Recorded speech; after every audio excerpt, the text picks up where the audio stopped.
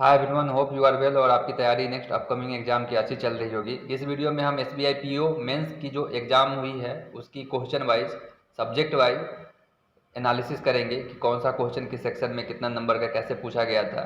ये वीडियो उन लोगों के लिए है जो इस बार एग्जामिनेशन पीओ का दिए हैं और जो बैंकिंग एग्जामिनेशन की तैयारी कर रहे हैं उनको ये डिटेल हो जाएगी कि एसबीआई पीओ का लेवल क्या है और किस लेवल की प्रिपरेशन करनी चाहिए। अब हम रीजनिंग से बात करें तो रीजनिंग से आपके जो 40 क्वेश्चन पूछे गए हैं आज के एग्जामिनेशन में 40 क्वेश्चन, हर एक क्वेश्चन 1.5 मार्क्स के थे। आपके टोटल क्वेश्चन 155 मार्क्स के हुए हैं। अब सबसे पहले हम कोडिंग से बात करें तो कोडिंग से आपके दो क्वेश्चन देखने को मिले हैं जो चाइनीज़ कोडिंग से रिलेटेड थे और ये क्वेश्चन बनने थे, इजी थे, इजी इसको मान सकते हैं क्वेश्चन, ये इजी लेवल के थे क्वेश्चन। नेक्स्ट आपका डायरेक्शन एंड डिस्टेंस है, इससे भी आपके 4 क्वेश्चन पूछे गए हैं जो कि कोडेड फॉर्म में थे। ये भी आपके इजी क्वेश्चन थे, ये भी बनने लायक क्वेश्चन थे। मशीन इनपुट आउटपुट की बात करें तो इससे भी आपको 4 क्वेश्चन देखने को मिले हैं जो कि word based machine input output के क्वेश्चन थे और ये इजी टू मॉडरेट लेवल के थे क्वेश्चन आपको। अगर सिटी अरेंजमेंट की बात करें तो वहाँ से आपको एक क्वेश्चन देखने को मिले हैं और इसका जो फॉर्मेशन बन रहे थे वो इनसाइड सिटिंग अरेंजमेंट बन रही थी। ये भी आपके क्वेश्चन इजी थे, आप इसको कर सकते थे इस क्वेश्चन को भी। नेक्स्ट अगर पजल की बात की जाए तो पजल से आपके 4 क्वेश्चन देखने को मिले हैं जो कि फ्लाइट से रिलेटेड थे कि फ्लाइट को टेक ओवर करने में इतनी की समय लगती है। तो ये क्वेश्चन थोड़ा सा टाइम कंज्यूमिंग था। इस क्वेश्चन को अगर आपकी बनाए अगर होंगे तो थोड़ा सा टाइम ज़्यादा लगा होगा। इसमें 4 क्वेश्चन थे, इसको हम मॉडरेट टू डिफिकल्ट लेवल में ले सकते हैं क्योंकि बहुतों से क्वेश्चन बना भी है और बहुतों से भी ये क्वेश्चन नहीं भी बना है। तो ये एक्चुअली एग्जामिनेशन एसबीआई पीओ की है तो एसबीआई पीओ अपना स्टैंडर्ड तो बिल्कुल मेंटेन करके रखेगा, तो मॉडरेट लेवल की इस क्वेश्चन को हम मान सकते हैं। अभी तक जो हम बात किए तो रीजनिंग में ओवरऑल अगर देखा जाए तो ये मॉडरेट लेवल का एग्जाम है। हम इसको इजी तो नहीं मान सकते इस एग्जामिनेशन को, ये मॉडरेट लेवल का है बट इतना भी डिफिकल्ट नहीं है कि आप 15-20 नंबर इसमें गेन ना कर सके। बिल्कुल गेन कर सकते थे, 15-20 नंबर के करीब में आपको करना भी चाहिए इस लेवल के एग्जामिनेशन में। और हम इसमें अगर रीजनिंग में थोड़ा सा सेफ अटैम्प्ट की बात करें तो सेफ अटैम्प्ट में आप कोडिंग डिकोडिंग से 2 क्वेश्चन लेके चल सकते हैं। आप मशीन इनपुट आउटपुट से 4 क्वेश्चन लेकर के चल सकते हैं। डायरेक्शन एंड स्टेज से 4 क्वेश्चन लेकर के चल सकते हैं। सिटिंग अरेंजमेंट से आप एक क्वेश्चन तो बिल्कुल लेके चलिए क्योंकि ये क्वेश्चन था। सर्टेन आपको लीनियर से 4 क्वेश्चन थे, ये क्वेश्चन 4 हो गए आपके। पजल था, पजल में थोड़ा सा मुझे डाउट भी लग रहा है क्योंकि हर एक स्टूडेंट से ये क्वेश्चन नहीं बना बना होगा, तब पर भी बनाने वाले इस 4 क्वेश्चन में आपको बनाए ही होंगे, कुछ ना कुछ तो बिल्कुल बनता ही है। तो टोटल अगर ओवरऑल के हम सेफ स्कोर की लेकर के चले तो अगर आप 18 से 20 के बीच में, अगर 18 to 20 के आप बीच में अटैम्प्ट किए हैं तो ये आपके सेफ स्कोर हो सकता है रीजनिंग में आपके। अब हम क्वांट की बात करते हैं। क्वांट ओवरऑल देखा जाए तो डिफ़िकल्ट है। क्वांट की जो आज की जो क्वेश्चन थी वो डिफ़िकल्ट लेवल में ही माना जाएगा क्योंकि इतने नंबर ऑफ अटैम्प्ट नहीं हुए हैं इसमें। सबसे पहले इसमें जो क्वेश्चन आए थे वो नंबर सिस्टम से बात करें तो नंबर सिस्टम से आपको 4 क्वेश्चन कैशलेस बेस्ड को देखने को मिले हैं। इसको हम मॉडरेट मान सकते हैं क्योंकि नंबर सिस्टम है, क्वेश्चन तो बनने चाहिए इसमें से बट थोड़ा सा टाइम कंज्यूमिंग हो जाते हैं तो इसको हम मॉडरेट लेवल में मान सकते हैं कि 4 क्वेश्चन जो थे आपके वहाँ से आए हुए थे। नेक्स्ट अगर बात की जाए तो क्वाड्रेटिक इक्वेशन में आपके 2 क्वेश्चन आए हैं। वो जो आपके single equation variable based question थे और ये इजी थे, ये बनने लायक क्वेश्चन थे और बनाकर भी आए होंगे इसको क्वेश्चन और ये बनने लायक क्वेश्चन थे आपके क्वाड्रेटिक इक्वेशन से। अब हम नंबर सिस्टम की बात करें, नंबर सीरीज की बात करें तो यहाँ से आपके 2 क्वेश्चन देखने को मिले हैं और ये क्रिएशन ऑफ सीरीज के नाम था क्वेश्चन। क्रिएशन ऑफ सीरीज आपको एक सीरीज दिया हुआ था, इसको आपको क्रिएट फॉर्मेशन बनानी थी। इस क्वेश्चन को भी आप इजी मान सकते हैं क्योंकि बन सकते थे क्वेश्चन। नेक्स्ट अगर डीआई की बात की जाए तो डीआई में आपको टोटल 5 क्वेश्चन आए हैं और ये question missing table based DI थे और ये क्वेश्चन को हम थोड़ा सा डिफिकल्ट मान सकते हैं क्योंकि ये भी टाइम कंज्यूमिंग थे। और Q1 Q2 की बात की जाए तो इससे भी ये क्वेश्चन मिले हैं आपको जो कि इजी लेवल के थे। अगर हम अब ओवरऑल क्वांट में सेट अटेम्प्ट की बात की जाए तो आप नंबर सिस्टम से 4 क्वेश्चन लेके चल सकते हैं। इसके बाद क्वाड्रेटिक इक्वेशन जो आपके थे वहाँ से आप 2 क्वेश्चन लेकर के चल सकते हैं। नंबर सीरीज जो फॉर्मेशन का था उससे भी आप 2 क्वेश्चन लेकर के चल सकते हैं। DI, एक बार मैं अभी DI को छोड़ सकता हूँ, थोड़ा सा देखते हैं क्योंकि बहुतों से क्वेश्चन बना भी है नहीं भी बना है। Q1 Q2 से आप बिल्कुल एक क्वेश्चन लेकर के चल सकते हैं। तो जो नॉर्मल एवरेज जो बन रहा है इसमें क्वांट में स्कोरिंग, वो लगभग 10 से 12 नंबर। अगर आप 10 से 12 नंबर भी किए हैं क्वांट में, तो ये एक तरीके से सेफ स्कोर है, क्योंकि यहाँ पर ज़्यादा क्वेश्चन स्टूडेंट अटैम्प्ट नहीं कर पाए हैं। तो 10 से 12 नंबर भी सेफ अटैम्प्ट हो सकते हैं इसमें क्वांट में।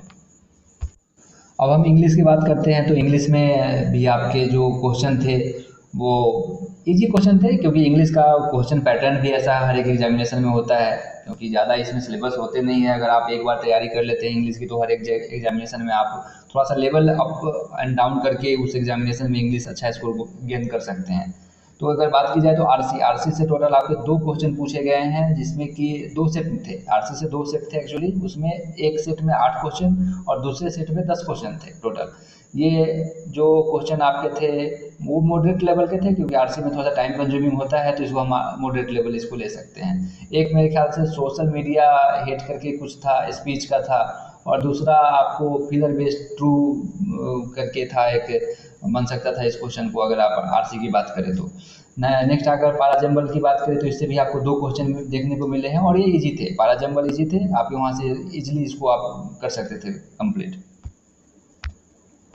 अगर हम नेक्स्ट बात करें कॉलम बेस्ड की, तो उसमें आपके टोटल 3 क्वेश्चन देखने को मिले हैं, जो कि मशीन कॉलम बेस्ड थे, और ये क्वेश्चन मॉडरेट लेवल के थे, थोड़ा सा था इसमें टाइम कंज्यूमिंग था, और ये मॉडरेट लेवल इसको ले सकते हैं। नेक्स्ट अगर बात करें तो वर्ड अरेंजमेंट की, तो इसमें 3 क्वेश्चन देखने को मिले हैं, ये भी इजी थे, बनने लायक क्वेश्चन थे। क्लोज टेस्ट की बात की जाए, इसमें 5 क्वेश्चन आपको देखने में मिले। जो क्लोज टेस्ट आया था वो फ्रेज बेस्ड थे, और ये इजी थे। अगर इसमें आप चाहते तो 4-5 क्वेश्चन आप बिल्कुल बिल्कुल आसानी से बन सकता है इस क्लोज टेस्ट में। इस बार एसबीआई ने अपने इंग्लिश में डिस्क्रिप्टिव पेपर को भी इंक्लूड किया था, जो आपके पैटर्न ही थोड़ा सा चेंज मिला होगा। तो इसमें जो 3 क्वेश्चन 3 सैंपल थे। पहला है ईमेल राइटिंग, जो आप देखे होंगे क्वेश्चन में भी, आप ईमेल राइटिंग में थे। उसमें क्या था कि आपके कोई ब्रांच मैनेजर को अपना कस्टमर उसका एड्रेस चेंज नहीं आधार कार्ड में था, वो ईमेल लिखना चाह रहा था मैनेजर को, इसका जो काम है वो पूरा कर दिया जाए। दूसरा आपको सिचुएशन एनालिसिस के ऊपर था, कि सिचुएशन एनालिसिस के ऊपर आपको क्वेश्चन थे, जिसमें 2 क्वेश्चन शायद देखने को मिले हैं। उसमें थे कि एक कुछ जो है मैनेजर के बिहेवियर के ऊपर इसको कंप्लेन कर रहे हैं, और एक और आपको जो मिलते हैं रिपोर्ट राइटिंग के लिए। रिपोर्ट राइटिंग में कुछ आपके स्क्रीनिंग से क्वेश्चन ऐसा देखने को मिला है। तो इसमें से आप कर सकते थे इस क्वेश्चन को, अगर आपने इसकी तैयारी की होगी तो। डिस्क्रिप्टिव पेपर एक्चुअली ऐसे होते ही हैं, 150 से 160 के बीच में इसको वर्ड में इसको लिखने होते हैं, तो ये इसको कर सकते थे। यहाँ पर आप क्वालिफाइंग नेचर है, इसको कर सकते थे आप बिल्कुल। अब अगर हम इंग्लिश में सेफ स्कोर की बात करें, तो आपने अगर, क्योंकि क्वेश्चन लेवल देख करके ऐसा थोड़ा सा हो जाता है कि हम कितने क्वेश्चन को कर सकते हैं और कितना औरों ने किया है, इसको देख करके हम ये बोल सकते हैं कि जो इंग्लिश का क्वेश्चन था वो सबसे ईजी था। इसमें आप अगर टोटल क्वेश्चन जो आप अटेम्प्ट किए होंगे, अगर आप 20 से 25 के बीच में है, तो ये काफ़ी सेफ स्कोर है आपकी, और इतना करना भी चाहिए, क्योंकि इंग्लिश आप नहीं करेंगे अगर एसबीआई के एग्जामिनेशन में, तो आप मैथ पर भरोसा कर नहीं सकते, आपके जीए पर भरोसा कर नहीं सकते, क्योंकि जीए तो ऐसा आजकल क्वेश्चन आते हैं जो आप पढ़ के नहीं जाते हैं, वही एग्जामिनेशन में देखने को मिलती है। तो इंग्लिश पर आप थोड़ा सा वहाँ पर स्कोर करना भी पड़ेगा आपको, अगर फाइनल सिलेक्शन लेनी है तो। अगर जीए की बात की जाए, तो आपको वहाँ ब्रिक्स से क्वेश्चन देखने को मिले हैं, कुछ बजट से क्वेश्चन देखने को मिले हैं, और आपको सर्टिफिकेट ऑफ डिपॉजिट जो होते हैं उसके मिनिमम और मैक्सिमम उसको देखने को मिले हैं। आपको जो डिप्टी गवर्नर हैं उनसे रिलेटेड एक क्वेश्चन देखने को मिला है। सेक्टर जो प्राइवेट सेक्टर लैंडिंग होते हैं उसमें आपको देखने को मिला है। उसमें प्राइवेट सेक्टर लैंडिंग में ये क्वेश्चन था कि कौन सा नहीं आता है, तो थोड़ा सा ट्रिकी क्वेश्चन था। एक दो को स्टूडेंट से मेरी बात हुई तो उन्होंने बोला सर इसमें मैं कन्फ्यूज हो गया इस बात को, थोड़ा सा जल्दी में क्वेश्चन होते हैं, ये देखने वाली बात होती है। इसमें बल्क डिपॉजिट से था, इसका लिमिट की डिस्कशन किया गया था आपका। इसमें डिजिटल फ्रॉड विक्टिम जो होते हैं उससे रिलेटेड क्वेश्चन थे। और जो करंट अफेयर की बात करें तो इसमें लास्ट 3 मंथ से ज़्यादा करंट अफेयर देखने को मिले हैं, फरवरी, मार्च और अप्रैल से। ओवरऑल अगर हम जीए की बात करें तो जीए हमेशा डिफ़िकल्ट ही होता है। आप कितना भी पढ़ के जाएँगे तब पर भी आप स्कोर वही कर पाएँगे जो एवरेज स्कोर होता है, उतना ही आप करके चल सकते हैं। तो अगर हम सेफ अटेम्प्ट की इसमें बात करें तो 15 से 17 नंबर अगर आपने किया है, और ये बनने 15 से 17 नंबर एक्चुअली बनने वाले थे। कुछ ऐसे क्वेश्चन थे कि जो नॉर्मल डेली रूटीन में आते हैं, और जो पढ़ाई करता है ये इसके माइंड में क्वेश्चन आए होंगे, कभी ना कभी पढ़े होंगे इस क्वेश्चन को। तो 15 से 17 नंबर आप जीए में स्कोर कर सकते हैं यहाँ पे। अब हम ओवरऑल अगर अटेम्प्ट और सेफ अटेम्प्ट की बात करें तो एज पर डिफ़िकल्टी लेवल आप अगर 75 से 80 के बीच में भी अगर अटेम्प्ट किए हैं विथ एक्यूरेसी, यहाँ अब आपकी जो मेन है कि आपकी एक्यूरेसी कितनी है। अगर आपकी एक्यूरेसी अच्छी है, आपने अगर 75 से 80 के बीच में भी अटेम्प्ट किया है, तो बिल्कुल आप नेक्स्ट प्रोसेस जो है इसका, उसके लिए आप बिल्कुल, आपके लिए आपका कॉल लेटर इसके लिए आएगा। अब इसका नेक्स्ट प्रोसेस जो आपकी बनेगी वो साइको की बनेगी, इसके बाद इंटरव्यू है, ग्रुप डिस्कशन है। तो आगे की तैयारी अगर इसके बीच में आपकी अगर अटेम्प्ट है तो बिल्कुल आप कीजिए, क्योंकि अपॉर्चुनिटी है। अगर तैयारी करेंगे तो अभी नेक्स्ट अपकमिंग एग्जामिनेशन काफ़ी आने वाले हैं, वहाँ भी आपको ज़रूर इसकी हेल्प मिलेगी। इस वीडियो को हम यहीं समाप्त करते हैं। मेरे पास जैसे ही कोई नई नोटिफिकेशन आएगी मैं आपको वीडियो के माध्यम से ज़रूर शेयर करूँगा। Take care, stay healthy.